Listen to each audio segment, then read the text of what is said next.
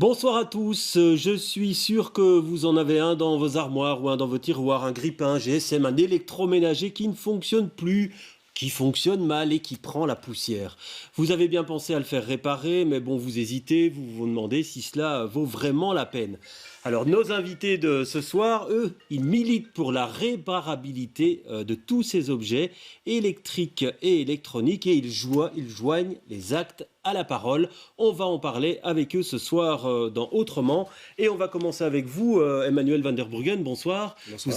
Vous êtes chargé de mission à l'ASBL Repair Together. On connaît les Repair Café. Il y en a plus de 200 en Fédération Wallonie-Bruxelles. Vous êtes à quel taux de réparabilité vous arrivez à réparer quel pourcentage des produits qu'on vous amène? C'est près de 65% des objets qui viennent en Repair Café qui sont réparés. Ouais. Voilà. Et donc c'est beaucoup, vous pensez, ou ça pourrait être encore plus? Ça pourrait très bien être encore plus. Ça dépend évidemment du temps qu'on est prêt à investir dans la réparation. Il y a pas mal d'objets qui repartent où en fait on n'a pas trouvé la panne tout simplement, mais on pourra encore le réparer. Donc c'est 65% qui repartent réparés. Il y en a d'autres qui repartent mais on n'a pas encore trouvé la panne. Donc il y en a très peu qui finissent réellement à la poubelle après le Repair Café. Alors, Marc de Meuser, bonsoir. Vous êtes formateur au Centre Horizon, le centre de formation des petits riens. Vous avez plus de 40 ans de métier, donc les objets, les gros électroménagers, puisque c'est votre spécialité, vous les connaissez bien. Vous diriez quoi aujourd'hui? Est-ce que ces objets, ces gros électros, sont plus faciles à réparer ou c'est plus compliqué? Ils sont plus compliqués. C'est plus compliqué à réparer, effectivement. La technologie a fortement évolué et donc plusieurs aspects. L'aspect technologique qui fait que l'électronique demande d'avoir beaucoup de pièces en plus dans les machines, donc plus de risques de panne. Et l'autre côté aussi, le côté accessibilité qui est beaucoup plus compliqué, plus complexe qu'avant. Donc ça veut dire que les pièces sont plus difficilement accessibles, Exact. on a plus de mal à les démonter. Oui, tout à fait. Ouais. Oui, tout à fait. Hein. Donc des pièces plus petites, moins bien logées, donc plus de pièces, donc plus de difficultés d'abord à trouver la panne, puisque si on multiplie le nombre de pièces, on va multiplier également le nombre de risques de panne. Et donc oui. De là à dire que les machines tombent souvent en panne, non, pas plus que ça. Mais pour le réparateur, c'est quand même plus complexe. Oui, alors vous confirmez ça, Emmanuel van der Bruggen, la difficulté d'accès à certaines pièces Oui, tout à fait. Le plus compliqué, c'est d'ouvrir l'appareil. C'est ce qui nous prend généralement le plus de temps, plutôt que de trouver la panne. Donc des empreintes de vis qui sont compliquées, des vis qui sont cachées, enfoncées très profondément. Donc oui, c'est d'ouvrir l'appareil qui est compliqué. Alors nous avons aussi sur notre plateau Abdoulaye Ba, bonsoir. Vous êtes Bonsoir. le fondateur de Just Electronic. Donc vous faites du reconditionnement d'appareils électriques et électroniques que vous revendez. Reconditionnement, ça veut dire quoi très exactement? Donc le reconditionnement, en fait, c'est un processus. Dans le processus, il comprend le nettoyage d'un appareil, la réparation d'un appareil et puis aussi effacer les données. Par exemple, si je prends dans le cas d'un téléphone ou d'un ordinateur, il y a des données qui sont dedans de l'ancien consommateur. On essaie alors d'utiliser, par exemple, le certificat Blanco et tout pour pouvoir tout effacer et avoir une attestation qui atteste que l'appareil a complètement été effacé avant de proposer à la vente. Donc, dans le produit reconditionné, tu as plusieurs grades esthétiques aussi. Oui, il y a des grades A, B, C. On le détaillera dans cette émission pour voir la différence entre ces grades. Mais je vais vous présenter tout de suite notre dernier invité. C'est Timothée Rouffignac. Bonsoir. Vous êtes le cofondateur de Dorema. Alors, Dorema, vous nous expliquez en 2 mots. On viendra dans le détail sur votre projet dans quelques minutes. Vous faites quoi très exactement? Dorema, c'est un projet qui promeut le réemploi des batteries de vélos électriques en fin de vie. Donc on cherche des solutions pour traiter tout le flux de batteries qui est aujourd'hui envoyé au recyclage. Aujourd'hui, quand on parle de recyclage de batteries, elles sont brûlées ou détruites dans des gros cylindres d'acide pour pouvoir récupérer certains matériaux. Dans la pratique, on ne récupère pas tous les matériaux, donc c'est un processus qui est polluant, voire aussi polluant que la production, et qui est malheureusement arrive trop tôt, car dans une batterie de vélo, on va dire que 80% de la capacité des cellules qui les composent reste dedans. Donc c'est trop usé pour un vélo, mais c'est largement suffisant pour d'autres usages. Très bien. Bon, on entrera aussi dans le détail de votre projet. On le présentera à nos téléspectateurs dans quelques minutes. Mais tout de suite, on va se rendre au Repair Lab. C'est situé sur le site de CU. C'est un des ateliers proposés donc, par Repair Together. Mais là, c'est un petit peu spécial parce que là, vous proposez aux gens de réparer eux-mêmes leur objet avec l'aide d'un Repair Manager. C'est comme ça qu'on les appelle. On a rencontré Jonathan, c'est l'un d'entre eux. Percer les secrets des appareils en panne. Jonathan a toujours aimé ça. Il a créé un Repair Café pendant ses études d'ingénieur. Et aujourd'hui, il en a fait son métier et cela continue à le passionner. La réparation en tant que telle, déjà, c'est hyper passionnant parce que c'est à chaque fois un challenge. J'aimais beaucoup les mathématiques, par exemple. C'est toujours réussir à arriver au bout des choses. Donc ça, c'est sûr que c'est hyper intéressant. Mais à côté de ça, oui, il y a le côté militance, et essayer de faire avancer les choses, de faire bouger les choses. Et on fait pas mal d'actions dans les écoles. Et donc là aussi, c'est quelque chose de super intéressant, c'est transmettre des informations aux jeunes. Alors évidemment, des machines, il en a ausculté et démonté des dizaines.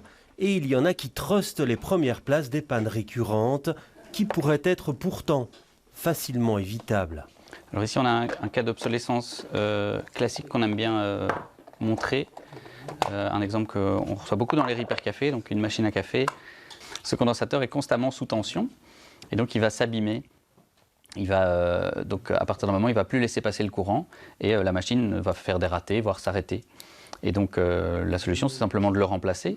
Mais le fabricant aurait pu empêcher ce condensateur de s'abîmer en mettant avant lui un interrupteur qui coupe vraiment le courant. Ce qui se passe, c'est qu'après 2 ans, il tombe en panne et souvent on va le jeter, alors qu'en soi, en 15 minutes, on pourrait le réparer assez facilement.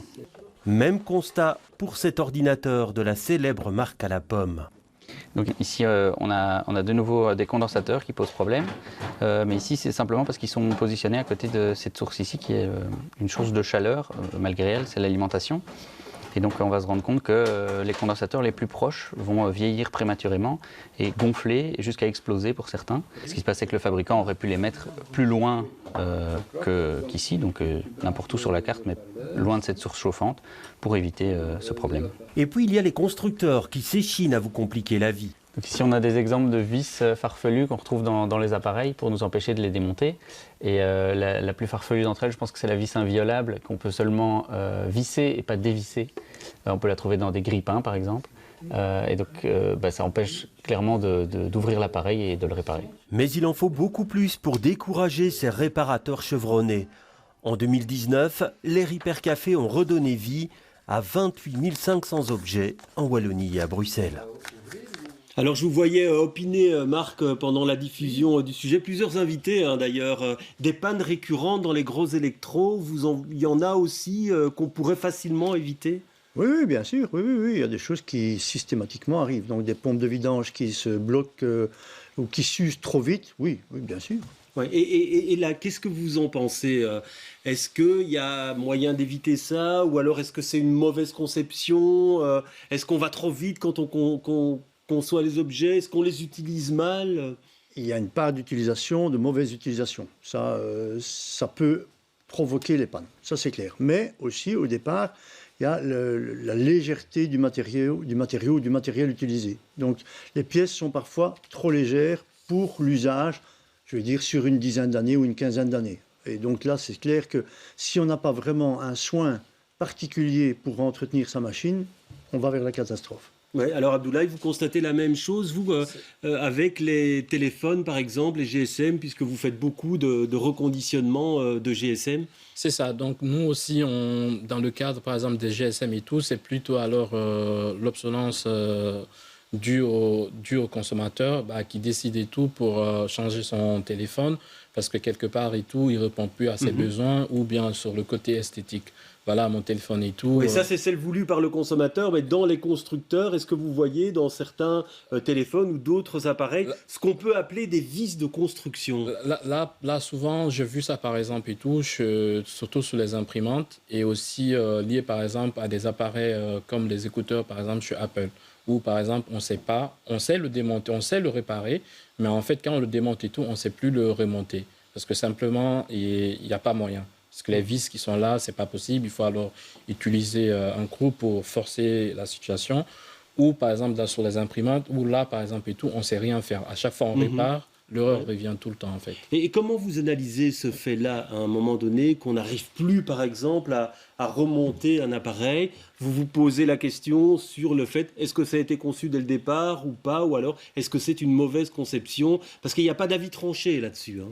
Dans le modèle économique comme on comprend en fait que le fabricant il veut pas un appareil qui dure plus de 2 ans parce que voilà, il y a une garantie qui va protéger cet appareil pendant 2 ans et donc forcément il va utiliser des composants de moins bonne qualité, des matériaux plus légers qui là au bout de 2 ans en tout cas sont calculés pour qu'au bout de 2 ans potentiellement ils puissent casser. Ouais, vous en pensez quoi, ça, Marc de Meuser? Pas tout à fait.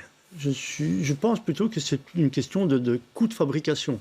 Que donc ils essayent de trouver les coûts qui leur permettent d'aller le plus vite pour fabriquer, ce qui ne va pas toujours dans le sens de la réparabilité par la suite. Donc ce qui est facile à clipser, pour la construction, c'est facile. Mais pour celui qui doit le démonter, là c'est complexe. Et c'est là qu'on casse les pièces et que parfois après on ne sait plus les remonter. Donc oui, il y a peut-être, mais de dire qu'ils le font exprès, je ne pense pas que c'est dans ce but-là. Je ne pense pas. Enfin, j'ai jamais vraiment su prouver. C'est ce qu'on dit. On est un peu perplexe par rapport à ça parce qu'on ne sait pas le prouver. Que réellement, ça a été fait en exprès pour que 2 ans, après 2 ans et demi, ça casse. Il y a des cas un peu particuliers, les imprimantes en l'occurrence, où on sait que les programmes prévoient qu'après X nettoyage, par exemple, d'office, l'appareil ne peut plus fonctionner. Ouais.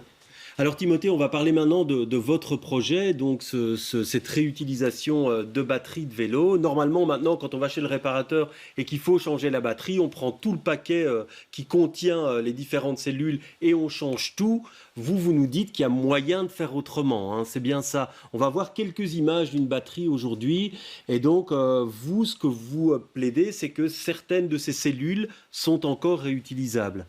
Alors oui, dans la plupart des batteries de vélo, en fin de vie, leurs cellules vont être réutilisables. Il y a une capacité résiduelle qui reste dans les cellules. Donc, ça, c'est une cellule. On en trouve dans en fait, toutes les batteries les plus communes. Donc, ce standard-là, qui s'appelle le standard 18650, on va le trouver dans les batteries de visseuses, dans les batteries d'ordinateur, dans les batteries de tondeuses à barbe, de vélo, jusqu'à la voiture en fait. Et donc les batteries aujourd'hui, ça paraît être une boîte noire magique, mais en réalité en fait c'est un assemblage de cellules, et souvent ces cellules-là.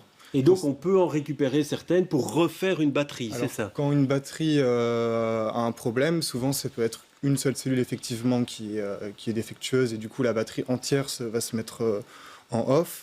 Après, ça peut être aussi des problèmes de circuit imprimé ou d'étanchéité du boîtier. Oui, alors on va voir une autre photo parce qu'effectivement, il faut pouvoir démonter ces batteries.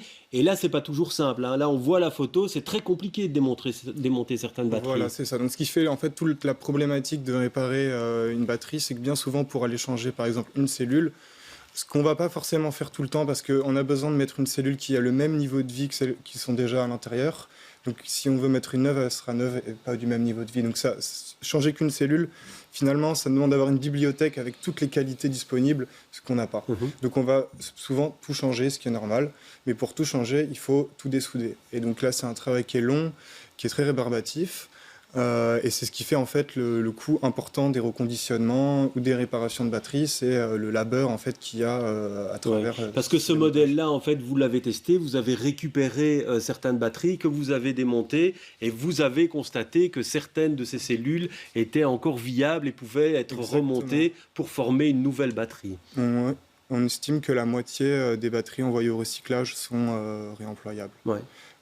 Donc notre projet à nous, en fait, c'est de rendre rentable l'action du traitement des cellules pour pouvoir les réintégrer dans une autre batterie. Et donc là, on voit effectivement un prototype. Ça, c'est une batterie que vous êtes en train de concevoir et qui pourrait être installée sur certains modèles de vélo. Parce que proposer quelque part de réemployer du coup ces cellules de batterie de vélo, c'est un problème écologique qu'on résout, mais c'est pas un problème de marché. Donc ces cellules à la pièce, ça ne valent pas grand-chose. Donc on a dû réfléchir en fait à un objet pour les revaloriser, pour leur donner de la valeur quelque part. Donc on a développé une batterie. Donc ça c'est le modèle, ce qu'on vous présente là, c'est le modèle final, qui est une grosse batterie. On a commencé avec des petites, on a fini par une grande parce que c'était celle qui avait un marché qui paraissait exister et qui est aussi plus rentable. Et donc cette batterie, elle est ultra réparable dans le sens où il n'y a pas de soudure. Comme vous pouvez voir sur les images, en 3 étapes, on va enlever des vis et pouvoir accéder aux cellules et changer là où les cellules défectueuses. Ouais, et donc ça, c'est un modèle que vous êtes en train de... C'est encore un prototype. C'est destiné ouais. à utiliser des cellules de réemploi. Ouais. L'intérêt derrière, c'est qu'en fait, vu qu'une cellule de réemploi va avoir plus de chances de tomber en panne, on va pouvoir très facilement la changer. Et donc, du coup, cette batterie devient aussi intéressante qu'une batterie neuve soudée parce que sa réparation coûte 1/10 du prix et pas plus de la moitié. Alors, on voit que vous avez vraiment réfléchi à la rentabilité. Et c'est vrai que c'est une question qui se pose. Hein. Et je vais vous la poser à vous, Marc. Jusque quand décide-t-on de réparer quelque chose? Quel est, votre critère? Alors, au petit rien, donc, on a un espace de réparation tourné vers les clients. Et donc là, notre principe, c'est 30% du prix de vente de l'appareil qui lui-même doit correspondre à 30% du prix de vente à l'état neuf. Donc prenons un exemple, une machine à laver de 900 €, on va la revendre 300 € et on va faire pour 100 € maximum de frais pour la pièce qu'on va mettre dedans. Et si c'est plus que 100, c'est pas... Ouais. Oui, mais c'est pas perdu parce que cette machine... On ne la répare pas, mais on en récupère les pièces. Ouais. Et donc, ces pièces, on va les valoriser dans d'autres appareils plus tard. Ouais. Et pour vous, Abdoulaye, quand vous récupérez certains de ces appareils, donc vous récupérez des produits que certaines grandes marques, certaines grandes chaînes vous donnent, quel est votre seuil de rentabilité pour vous dire, ben là, je vais pouvoir la réparer, et la revendre, la reconditionner et la revendre et pouvoir en vivre? C'est quoi votre critère? C'est un peu comme Mac, mais nous, en fait, on a essayé de réfléchir à long terme. On s'est dit, en fait, en général, des appareils qu'on reconditionne et tout, c'est des appareils qu'on aura, en fait, dans notre atelier. Donc, par exemple, sur une machine à café qu'on va reconditionner, et on va prendre 2 machines à laver pour faire une machine à laver. Et en général, on a vu qu'en fait, sur les machines à laver ou sur d'autres types d'appareils, tout, c'est les pièces mécaniques. Donc, on va essayer alors d'investir et tout sur une imprimante 3D pour fabriquer nos propres pièces. Parce qu'en général, en fait, à Bruxelles, quand je prends par exemple et tout, la plupart du temps, les réparateurs, ils aiment bien changer la pièce parce que c'est pas dans leur culture. Mais moi, par exemple, dans ma culture et tout, on répare la pièce. Par exemple, on a une pièce et tout, une carte électronique et tout qui fonctionne pas, on va pas changer. On va essayer de réparer la carte, on va aller chercher les composants à remplacer. En général, sur les réparations, par exemple, on propose aux consommateurs de payer entre 20 à 30% et tout du prix de l'appareil, en fait, pour pouvoir réparer. Et jusque-là, ça reste accepté par le consommateur? Ça reste accepté, en fait. Mais un consommateur, si on lui dit ça va vous coûter la moitié d'un appareil neuf, il dit non à ce moment-là? Là, il commence à hésiter parce qu'il faut que ça soit vraiment un consommateur qui est engagé, qui est conscient, qui est éduqué et qui sait qu'en fait, quelque part, il va faire un acte pour l'environnement. Ouais. Et c'est ça. Et sur nos réparations, sur nos interventions, par exemple, à domicile, là, on a un forfait fixe qui est de 80 € pour réparer. Et si on vient, par exemple, chez le consommateur qui ne veut pas, il veut plus le devis, on transforme en fait son devis. On divise à 2, on le transforme et tout pour un bon d'achat. D'accord. Donc, vous avez assuré une rentabilité aujourd'hui de votre société. Une question pour vous, Emmanuel van der Bruggen. Abdoulaye parlait de cette possibilité de construire certaines pièces avec des imprimantes 3D, des pièces qu'on ne trouve plus ou très difficilement. Est-ce que vous pensez que c'est un secteur d'avenir pour le réemploi? En tout cas, pour tout ce qui est pièces en plastique qui sont cassées, effectivement, on trouve ça, des poignées de frigo, des axes de mixeurs, etc. Donc, on rencontre ça dans les Repair Café et potentiellement, oui, on peut les redessiner sur des logiciels de dessin 3D et les reproduire après sur une imprimante. Ça prend plus de temps que dans un Repair Café. Ouais. Enfin, l'avantage du Repair Café, c'est qu'on n'est pas soumis à une logique de rentabilité et c'est que les personnes peuvent passer plusieurs heures dessus, quoi. Tout à fait. Donc, il faut les compétences pour dessiner la pièce en 3D et la refaire sur une imprimante. On peut facilement avoir accès à une imprimante, notamment dans le Repair Lab, il y en a une. On peut venir imprimer des pièces. Donc, c'est potentiellement faisable de reproduire des pièces en plastique et de le réparer avec ces pièces-là. Ouais. Une question pour vous, Timothée. Dans votre entreprise d'Orema, vous faites aussi du reconditionnement de batteries de vélos. Pour le commun des mortels, pour vous, pour moi, ça coûte combien? Est-ce que c'est vraiment intéressant par rapport au rachat d'une batterie neuve? Alors, ça coûte en général plus de la moitié du prix de la batterie, notamment parce qu'en fait, on va changer quasiment tout ce qu'il y a dedans. Les cellules, elles représentent presque 80% du poids de la batterie. On va changer 80% de la batterie, d'où le fait que c'est assez cher. Il y a aussi un lourd travail, comme on disait, de démontage des cellules, d'enlever les soudures et après de les ressouder et de tout recabler. Donc on est sur un prix élevé. Ouais. Après, Et ça, peut est-ce que être la intéressant. clientèle, est-ce que vous avez une clientèle qui est intéressée Bien sûr, parce par ça? que en fait, les fabricants de batteries font des marges énormes, donc ça reste toujours intéressant. Et certaines batteries sont plus fabriquées, donc vous ne saurez pas la retrouver en magasin ou sur Internet. Donc vous êtes obligé de la réparer si vous voulez conserver votre vélo. Mhm. Au niveau légal, qu'est-ce qu'il manque? On a vu qu'en France, il y a un indice de réparabilité, donc on indique, il y a une échelle hein, donc, qui indique l'indice de réparabilité. Vous en pensez quoi de cette formule-là, Emmanuel? L'indice, c'est déjà bien pour le consommateur qui sache un petit peu dans quoi il s'engage quand il achète un objet. En Belgique, ça va arriver, c'est dans le plan économie circulaire du gouvernement. Un indice qui sera similaire à celui d'en France, donc une note sur 10 qui s'applique en France, en tout cas pour tout ce qui est smartphone, ordinateur, télévision, aussi les tondeuses à gazon et les machines à laver. À Hublot précisément. Donc c'est un indice qui a du sens. Après, il y a déjà un an qu'il est actif en France et donc on a pu déjà un peu l'évaluer. Notamment l'association HOP en France a fait une critique sur Donc HOP, cet c'est indice. halte à l'obsolescence programmée. Tout à fait. Et donc effectivement, le souci de cet indice notamment, c'est que c'est une note sur 10 sur plusieurs critères, notamment le prix des pièces détachées, l'accès à ces pièces détachées, la documentation. Et chacune de ces notes a le même poids. Et donc, on pourrait avoir accès aux pièces détachées, mais à un prix tellement considérable qu'on ne va pas le réparer. Et donc, malgré ça, la note n'est pas suffisante pour vraiment avoir une indication si cet objet est vraiment durable ou pas. Oui, et pour vous, Marc, est-ce qu'il faudrait que le consommateur soit mieux prévenu lors de son achat du fait que son appareil soit plus ou moins réparable? Vous êtes demandeur de ça? Personnellement, comme consommateur, bien sûr. Bien Et sûr. est-ce que c'est compliqué, ça, à mettre en œuvre, selon vous? Ah, ça ne sera pas simple parce qu'il faut se rendre compte que quand on achète un appareil qui est neuf, c'est le fabricant qui va donner sa note. Ce n'est pas l'usager. Et donc, quand un appareil est neuf, on ne connaît pas dans 5 ans. Si on pouvait le garder plus que 5 ans, on pourrait faire une estimation sur ce qui s'est passé. Or, ici, c'est une estimation que le fabricant va donner. Et comme il le disait très bien, le problème est qu'on pourrait avoir sur les 5 notes, 4 notes magnifiques de 10, et que la dernière note qui stipule est-ce que la pièce est encore livrable et qu'on répond non, mais on a beau avoir eu 4 sur... En fait, le total serait très bon. Et pourtant, on ne sait pas réparer la machine. Oui, mais parce on que peut la pièce n'est pas s'engager livrable. aussi à ce que les pièces soient accessibles pendant X temps, 10 ans, 15 ans. Le C'est constructeur déjà fait. pourrait le faire. C'est déjà fait. C'est Ok. déjà obligatoire. C'est 5 Ouais. ans. C'est obligatoire. Ouais. Alors, Abdoulaye, encore une question. Est-ce que vous, dans votre pratique, vous imaginez que une éco-conception des objets et qu'il y a du travail à faire là-dessus pour que ce soit finalement plus facile, plus accessible, plus facilement réparable? Bien sûr, il y a du travail à faire et comme on le voit et tout en France et tout, c'est quelque chose qui est vraiment, vraiment super pour l'indice de réparabilité, mais aussi, quelque part aussi, c'est que le gouvernement aussi doit décider alors et tout de mettre en place un cadre de loi qui définit tous les produits réconditionnés. Parce que pour le moment, en Belgique, il n'y a pas un cadre de loi qui définit. Ouais, et donc le grade, par exemple, vous me parliez du grade A, B ou C, c'est vous qui fixez les normes Ça, c'est de nous ce... qu'on fixe et tout, mais à un moment donné et tout, il faut que le gouvernement aussi soit un peu impliqué et tout. Pour Donc il dire n'y a que pas de voilà, base légale sur ces grades, en fait. Pour le moment, en Belgique, il n'y en a pas. Mais Ouais. en France et tout, il y a eu récemment et tout un cadre de loi qui définit un produit réconditionné.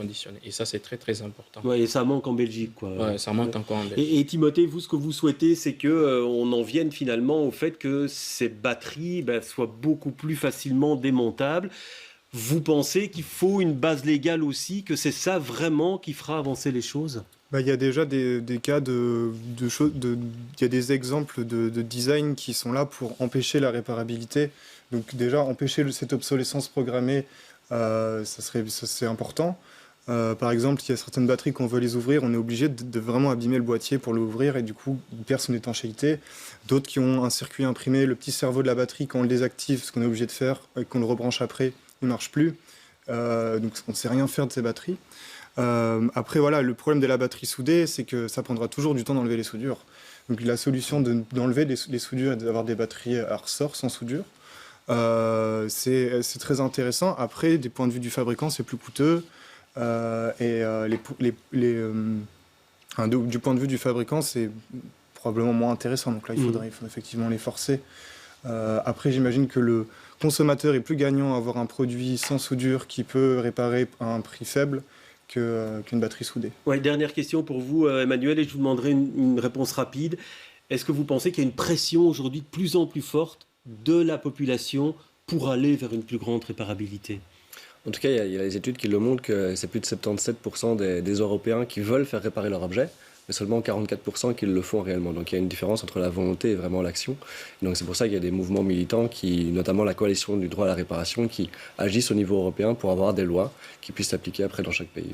Oui, vous êtes aussi plutôt optimiste, vous, Marc? Oui, Ouais. oui. Et je pense même qu'il y a des solutions faciles, c'est d'augmenter la garantie de réparation. Si on augmente les garanties, automatiquement, les fabricants vont devoir aligner leur fabrication pour que les appareils tiennent le coup plus longtemps. Bon, c'est un peu des charges pour notre business, mais bon. mais ce serait une des solutions rapides, hein, c'est d'augmenter à 5 ans la garantie. Et là, tout le monde Très se bien, sauve. merci. Ben, merci en tout cas d'être venu sur notre plateau. Autrement, c'est terminé pour ce soir. La semaine prochaine, vous retrouverez Cyprien Houdemont à la présentation de l'émission pour un tout autre sujet. Très bonne soirée à tous.